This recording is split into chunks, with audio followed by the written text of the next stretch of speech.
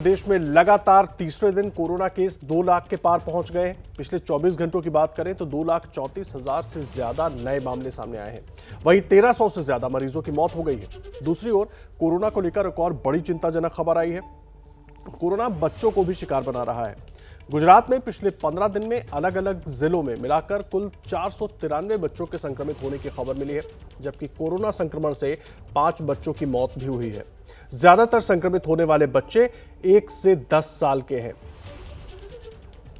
और कोरोना की जो संक्रमण है वो बच्चों तक पहुंच रहा है, जिसकी वजह से बच्चे अब खतरे में हैं और इसीलिए चिंता लगातार बढ़ती जा रही है। गुजरात में अब तक आपको बता दें 493 बच्चे कोरोना संक्रमित हुए हैं, 5 बच्चों की मौत हुई है।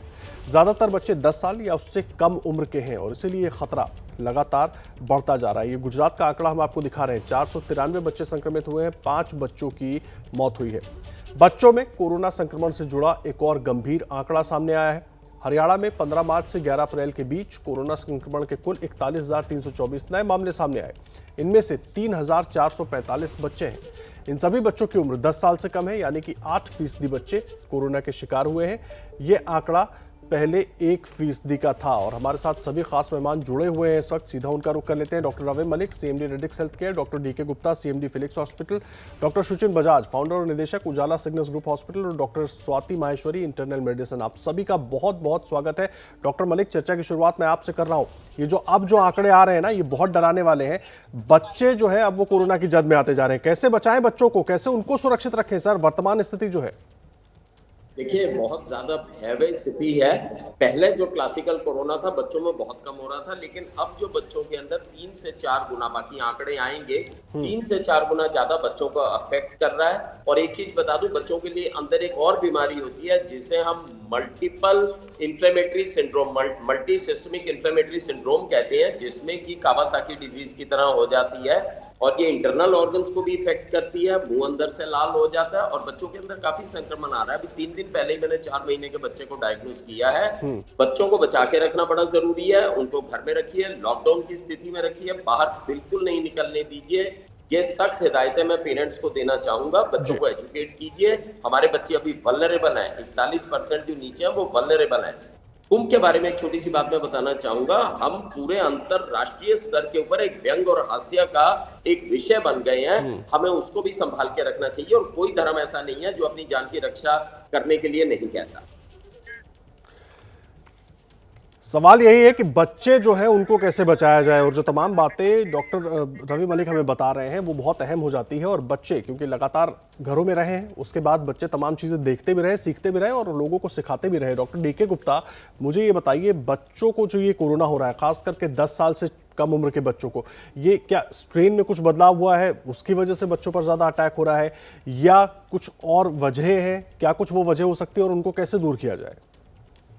देखिए, जब पहली लहर थी तो बच्चे लॉकडाउन के अंदर सुरक्षित थे, तो हम सब लोग कोविड एप्रोप्रिएट बिहेवियर का पूरा पालन कर रहे थे। क्योंकि अब सारे लॉकडाउन खुल गए, लोग बाहर जा रहे हैं, बाहर इन्फेक्ट होकर आ रहे हैं, कहीं ना कहीं घर के अंदर इन्फेक्शन वो बच्चों को दे रहे हैं, जिसकी वजह से बच्चे ज्यादा संक्रमित हो रहे हैं। और दूसरा जो अभी स्ट्रेन जो है जिसकी हम बात करें, चाहे वो इंग्लैंड का हो, चाहे ऑस्ट्रेलिया का हो, चाहे ब्राजील का हो, चाहे इसका डबल म्यूटेंट इंडिया का स्ट्रेन हो, इन सारे स्ट्रेन में अभी तक ये देखा गया इनकी जो स्प्रेड की दर है, जो इनका संक्रमण क्षमता है वो बहुत तेज है। ये लगभग 80 से 90% ज्यादा तेजी से इन्फेक्ट कर रहे हैं। और जब कोई भी वायरस ज्यादा तेजी से इन्फेक्ट करेगा तो बच्चे और बड़ों में कोई अंतर नहीं देखता, वो सबको इन्फेक्ट करता है। और बच्चों में संक्रमण होने में और बड़ों में कोई डिफरेंस नहीं है। बस हाँ, एक सिम्टम थोड़े अलग हो सकते हैं, थोड़े कॉम्प्लिकेशन अलग हो सकते हैं। बच्चों में डेथ रेट पहले बहुत कम था, अभी भी बहुत कम है, टचवुड, अच्छी बात है। तो अभी हमें क्या ध्यान रखना चाहिए, बहुत इंपॉर्टेंट है। अगर छोटे बच्चे तो वो आपको सिम्टम नहीं बताते, तो अगर छोटा बच्चा 2 साल से कम है तो मदर को चाहिए, अगर बच्चा दूध नहीं पी रहा है, बच्चा सुस्त है, उसकी रनिंग न हो जाए, पेट में दर्द हो रहा है, उसको लूज मोशन चल रहे हैं, बच्चा इरिटेबल बहुत है, तो ऐसे में हमें मदर्स को चाहिए हाई सस्पिशन रेट होना चाहिए बच्चे को। और उसमें अगर ऐसे कोई सिम्टम्स आ रहे हैं तो तुरंत बच्चों को नियर बाय डॉक्टर को दिखाना चाहिए। दूसरी बात, डेंजर साइन कौन कौन होते हैं, कब आपको अर्जेंट इमरजेंसी में जाना हॉस्पिटल में लेके। अगर बच्चे की पसली चल रही है, मतलब सांस तेज चल रही है, सांस के जो गर्दन के आसपास जो नसें होती हैं वो प्रोमिनेंट हो रही है, सांस का रेट मतलब रेस्पिरेटरी रेट तेज है, उसका सांस में गड्ढे पड़ रहे हैं, बच्चा सुस्त हो गया है, बच्चा ड्राउजी हो गया है, स्लीपी हो गया है, और ऐसे बच्चे खासकर जो इम्यूनो कॉम्प्रोमाइज हैं, जो अस्थमेटिक हैं, जो डायबिटिक हैं, जिनको कैंसर है, जिनको सिकल सेल एनीमिया है, थैलेसीमिया है, जिनको ब्लड कैंसर हैं, ऐसे बच्चों में मोर्टेलिटी रेट इसका हाई होगा। तो ऐसे बच्चों को बिल्कुल घर में आइसोलेट रखें और बचा के रखें, और कोई भी अगर इमरजेंसी सिम्टम्स आते हैं तो तुरंत नियर बाई डॉक्टर्स को संपर्क करें। खासकर जैसे अभी हम बात कर रहे थे, कुछ यूरोप में और अमेरिका में एक देखा गई बीमारी जैसे मल्टी ऑर्गन डिस्फंक्शन एडल्ट्स में होता है, ऐसे बच्चों में मल्टी सिस्टम इन्फ्लेमेटरी रिस्पॉन्स आता है, वो बच्चों में बहुत कॉमन दिख रहा है। वहां पे अभी यहाँ पे नहीं हमने नोटिस किया, लेकिन अगर ऐसा कुछ होता है सिम्टम, उसके सिम्टम्स में कि अगर बच्चे की आंख लाल हो रही है, उसके होंठ लिफ्ट लाल हो रहे हैं, फट रहे हैं, मुंह ड्राई हो रहा है, हाथ पैर सूज रहे हैं, नीलापन आ रहा है, स्किन में रैशेस आ रहे हैं, बच्चा स्वेलिंग हो रही है चेहरे पे, तो ऐसे में तुरंत ही अपने नियर बाय डॉक्टर को दिखाएं, क्योंकि ये संक्रामक है, इसमें मोर्टेलिटी रेट हाई है। तो इसलिए हमें इस समय ध्यान रखना चाहिए कि बच्चों को कैसे बचाएं। ये जो लक्षण आप बता रहे हैं, उन लक्षणों पर पूरी नजर रखने की, इस तरह की कोई चीज नजर नहीं आनी चाहिए। अगर आ रही है तो हमको तुरंत कदम उठाना होगा। डॉक्टर बजाज, मैं आपका रुख कर रहा हूं, तो घर में हम क्या बदलाव करें, किस तरीके से एहतियात बरतें कि बच्चे सुरक्षित रहें और इस संक्रमण से बच पाए? देखिए, जैसे डॉक्टर डीके गुप्ता ने कहा कि बहुत ये लॉकडाउन के बाद एक इशू है कि हम लोगों के बच्चे जो हैं वो बाहर जा रहे हैं, खेल रहे हैं, मॉल्स में जा रहे हैं। उनको ये समझाना बहुत मुश्किल है कि एसएमएस का ध्यान कैसे रखा जाए, कि सैनिटाइजेशन, मास्क, सोशल डिस्टेंसिंग। अगर बच्चे सब जाएंगे, इकट्ठे खेलेंगे, तो उनको बहुत मुश्किल है समझाना कि 2 गज की दूरी के साथ ही खेला जाए। तो ये उनको बार बार सिखाना कि बार बार हाथ धोएं, अपने नाक और मुंह को हाथ ना लगाएं, मास्क ढंग से पहने। आधे लोग हम देखते हैं जैसे मास्क या तो ठोडी पे पहनते हैं या साइड में लगा लेते हैं, मास्क पूरा कवर करें नाक को, और घर आने से पहले पूरा अच्छी तरह हाथ पैर धो के, जूते बाहर निकाल के, सैनिटाइज करके, और घर में घुसते ही सीधे बाथरूम में जाएं, वहां पर नहा के कपड़े पूरे अच्छी तरह गर्म पानी में भिगो के ही बाहर निकलें और दूसरे लोगों से मिलें। तो ये सब ट्रेनिंग्स करना बहुत जरूरी है। बच्चों को जितना कोशिश करें घर में ही रखें।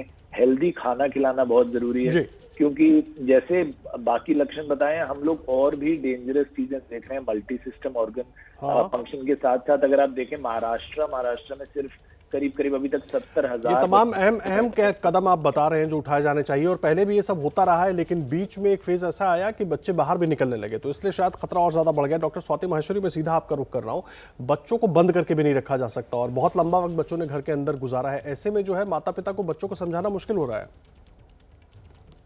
देखिए, बात आपकी ठीक है, लेकिन क्योंकि अब संक्रमण बहुत ज्यादा बढ़ रहा है, तो हमें इस बात का बहुत ध्यान रखना होगा कि हम बच्चों को मॉल नहीं जाने दें, दूसरे बच्चों के घर नहीं जाने दें, पार्टियों में नहीं जाने दें, क्योंकि अब ये भी नहीं मालूम है कि जिसके घर बच्चे जा रहे हैं वहां कितना संक्रमण फैला है, कोई एसिम्प्टोमेटिक कैरियर तो नहीं है।